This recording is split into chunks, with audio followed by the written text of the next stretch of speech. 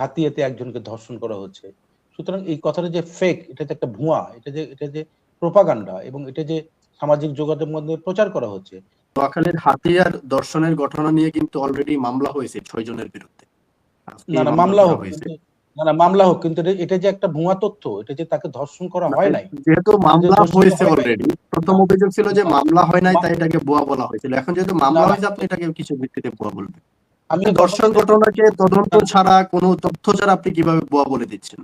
আমি কথাটা শেষ করে না, আমার কথাগুলো সেন্টেন্সটা শেষ করতে দেন। আপনি জাস্ট এটা বলেন যে আপনি কিসের ভিত্তিতে ভুয়া বললেন এই ঘটনাটা, যে মামলা হয় না এটা ভুয়া তথ্য।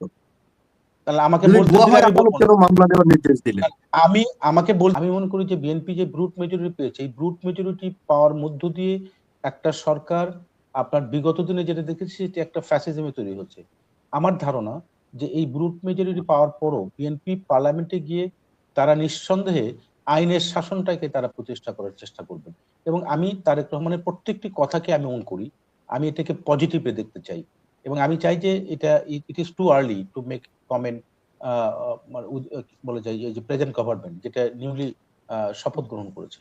সুতরাং আমি মনে করি যে এটা সময় দেওয়ার, এবং যে সমস্ত ইনিশিয়েটিভ আমরা দেখেছি যেগুলো গ্রহণ করেছেন, সেটিকে আমি সাধুবাদ জানাই, যে প্রত্যেকটি স্তরে যেটা জন আকাঙ্ক্ষার একটা প্রতিফলন ঘটবে, এবং সেটিকে আমরা সময় দেওয়া। আরেকটি জিনিস যেটা আমি বলতে চাই, সেটি হচ্ছে এরকম চ্যালেঞ্জ কিন্তু আমাদের সামনে আছে, বর্তমান গভর্নমেন্টের সময় আছে। ডেফিনেটলি তারেক রহমান এটাও বলেছেন, অ্যাড্রেস করেছেন, সেটি হচ্ছে শক্তিশালী একটি বিরোধী দল, এটি পার্লামেন্টে যাতে একটা ভাইব্রেন্ট পার্লামেন্ট তৈরি হয়। সুতরাং বিরোধী দল তো ডেফিনেটলি সরকারের ওয়াচডগ হিসেবে কাজ করবে, এবং একটা ভাইব্রেন্ট পার্লামেন্টের অ্যাক্টিভিটিস তৈরি করবে, যেখানে সরকারের যদি কোনো কার্যক্রমে বা যদি কোনো পলিসি মেকিং এ ত্রুটি বিচ্যুত হয়, সেটা ডেফিনেটলি সেটি সরকার ধারণ করবে এবং কগনিজেন্স নিবে, এটা আমার বিশ্বাস। কিন্তু আমরা দেখলাম ডে ওয়ান থেকে যারা অপোজিশন আছেন, তারা কিন্তু শুরু থেকেই, মানে সেটি হচ্ছে শুরু থেকেই বিরোধিতা শুরু হচ্ছে। সুতরাং এটি বাংলাদেশের মানুষ কিন্তু স্বাভাবিকভাবে গ্রহণ করবে না।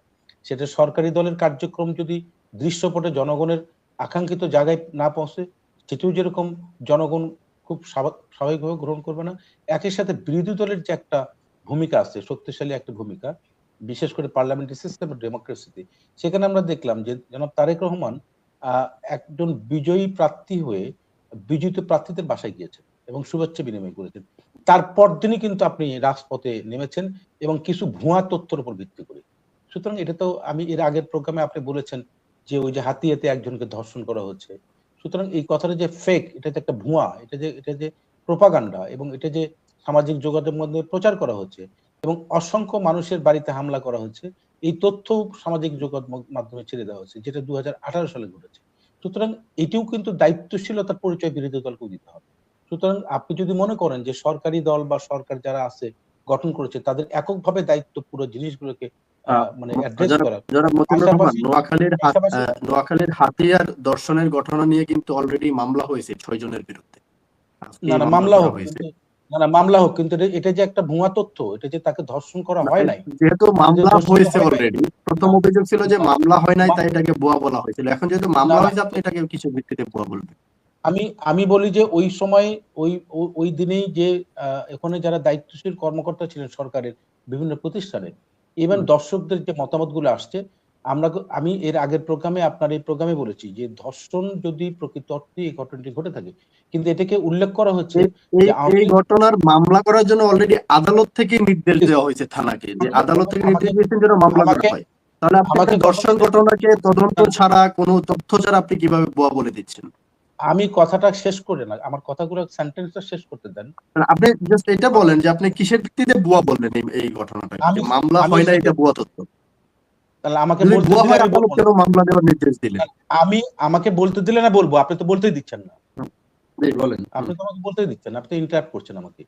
আমি বলছি যে গতদিন এই ধর্ষণ কেসটাকে সুবর্ণচরের আওয়ামী লীগের সময়ে ধানের শেষে ভোট দেওয়াকে কেন্দ্র করে যে ধর্ষণ ঘটনাটি ঘটেছিল, তার সাথে তুলনা করে এর আপনার আগের টকশোতে উল্লেখ করেছেন আপনি। কিন্তু আমরা পরবর্তীতে যে জিনিস, এবং ওই প্রোগ্রামে আমি বলেছিলাম যে ধর্ষণ যদি প্রকৃত অর্থে এটি ঘটে থাকে, একজন ধর্ষিত নারী যিনি বাংলাদেশের যে কোনো স্তরে যে কোনো জায়গায় আইনের শাসন, আইনের অধিকার তার আছে, এবং আমি বলেছিলাম যে যদি সেটি সরকারি দলের কোনো ব্যক্তি জড়িত থাকে, তার ব্যাপারে দৃষ্টান্তমূলক শাস্তি ব্যবস্থা গ্রহণ করা হোক, এটা আমি দাবি করেছি এবং আজকেও আমি করছি। আমি সেই দাবিটা আজকেও করছি যে আমি চাই যে একটা সুষ্ঠু তদন্তের মধ্য দিয়ে প্রকৃত যারা দোষী, ধর্ষিত যদি উনি হয়ে থাকেন, এটি আইডেন্টিফাই করে তাদেরকে দৃষ্টান্তমূলক শাস্তি ব্যবস্থা করুক এবং যাতে ভবিষ্যতে এই আমি জাতীয় ঘটনা আপনাকে একটু বলে রাখি এখানে যে মামলার আবেদন করেছেন ভিকটিম। আপনি শেষ করেন। আপনি যেহেতু আমার গতবারের শো এর বিষয়টাকে এখানে নিয়ে এসেছেন, মামলা যিনি আবেদন করেছেন উনি মামলার এজাহারে তিনি উল্লেখ করেছেন যে নির্বাচনে এনসিপির শাপলাকলি প্রতীকের পক্ষে তিনি প্রচারণা চালান এবং গত 13ই ফেব্রুয়ারি রাত 11টার দিকে তার ঘরের ভেতর প্রবেশ করে যারা দর্শন করেন সেই দর্শকরা তাকে দর্শন করেন রাত 11টার দিকে এবং তিনি শাপলাকলির পক্ষে প্রচারণা চালান কাজ করেন। উনি নিজে মামলার এজাহারে করেছেন। মামলাটা যেহেতু হয়েছে সুতরাং নিশ্চয়ই এটা তদন্ত হবে। মামলা যেহেতু সুপ্রিম কোর্ট থেকে একটা ভার্ডিক্ট দেওয়া হচ্ছে, আমি ডেফিনেটলি বিশ্বাস করি যে সুষ্ঠু তদন্তের মধ্যে এটা আইডেন্টিফাই করা হোক এবং দৃষ্টান্তমূলক শাস্তি দেওয়া হোক। এবং আপনি গত 16 তারিখে কুষ্টিয়াতে একজন মহিলা ধানের শীষে ভোট দেওয়ার কারণে ওই মহিলাকে বেধড়ক পিটানো হয়েছে, এটাও আসছে এবং আমি মনে করি যে এই ঘটনাগুলো যে ঘটছে, অর্থাৎ ধানের শীষে ভোট দেওয়ার কারণে তাকে বেধড়ক মহিলাকে পিটানো হয়েছে, এই ঘটনা কিন্তু অনেকগুলো বাংলাদেশে ঘটেছে। দুর্ভাগ্য হচ্ছে যে আপনি দেখবেন, হ্যাঁ আমি বলছি যে ওভারনাইট আমাদের যে রাজনৈতিক সংস্কৃতি, এটা যে গত নির্বাচনের মধ্য দিয়ে সবগুলো একেবারে বিলীন হয়ে গেছে, আমরা প্যারাডাইজ হয়ে গেছি, আমরা একেবারে সভ্য হয়ে গেছি, বিষয়টি এরকম আমি ব্যক্তি মনে করি না। আমি জানি যে পরিমাণে সহিংসতা, যে পরিমাণে একটা দুর্ঘটনাও কিন্তু সেটি কারো কাম্য নয়, কিন্তু তারপরও এই বিগত ত্রয়োদশ নির্বাচনের মধ্য দিয়ে বাংলাদেশের যে স্থিতিশীলতা, বাংলাদেশের যে বিচ্ছিন্ন ঘটনা ছাড়া মানে পরিকল্পিতভাবে যে হত্যাযোগ্য বা হামলা এটি যে হয় নাই, এটি তো আমি সাধুবাদ জানাই। তারপরও আমি মনে করি যে ঘটনাগুলো ঘটেছে সেগুলো আইন শৃঙ্খলা বাহিনী এবং বর্তমান সরকার নিঃসন্দেহে সেগুলো অ্যাড্রেস করা উচিত, এটা আমার প্রত্যাশা। আমি মনে করি যে তারেক রহমান আইনের শাসনের কথা বলেছেন, এটি উনি বলেছেন এবং আমি মনে করি এটা ওন করেন এবং এটা দৃশ্যপটে এই জিনিসগুলো আমরা দেখতেও চাই। কিন্তু আমার কোশ্চেনটা অন্য জায়গায়, সেটি হচ্ছে না আমি শেষ করছি। আমার কোশ্চেনটা অন্য জায়গায়, সেটা হচ্ছে যে আপনি ডে ওয়ান থেকে সরকারের যে এই যে বিরোধিতা, অর্থাৎ আমি এটা মনে করি যে আপনি জনগণ তো আপনাকে যাকে রায় দিয়েছে উনি সরকার গঠন করবেন, জনগণের রায়, তো আপনাকে এটা রেসপেক্ট করতে হবে এবং আমি মনে করি ইতিবাচক ভাবে আপনাকে রেসপেক্ট করতে হবে। একই সাথে অপোজিশন যারা আছেন তাদেরকেও ইতিবাচক দৃষ্টিভঙ্গিতে কিন্তু অপোজিশনের দায়িত্ব পালন করতে হবে। আপনি যদি মনে করেন যে না আমি রাষ্ট্র ক্ষমতায় আমার যাওয়ার কথা ছিল, আমি যেতে পারি নাই, সুতরাং ডে ওয়ান থেকে শেখ হাসিনার মতো যদি বলেন একদিনও শান্তিতে থাকতে দেবো না, এই কথা শেখ হাসিনা বলেছিল কোন একটা নির্বাচনে হেরে যাওয়ার পরে। তো সুতরাং সেই দৃষ্টিভঙ্গি নিয়ে যদি আপনি বিরোধিতা করেন তাহলে সেটাও কিন্তু জনগণ খুব স্বাভাবিকভাবে গ্রহণ করবে না। আমি মনে করি সরকারের কাছে আমার একটা অনুরোধ থাকবে, আমার একটা দাবি থাকবে, সেটা হচ্ছে বিগত 15 মাস ধরে বা 16 মাস ধরে বাংলাদেশে যে অস্থিতিশীলতা তৈরি হয়েছিল এন্টায়ার গভর্নমেন্টের সময় এবং বিশেষ করে মবক্রেসি বা মব তৈরি করা হয়েছিল, আমি মনে করি যে এটি কঠোর হস্তে বর্তমান সরকারকে অবশ্যই এটাকে হ্যান্ডেল করতে হবে।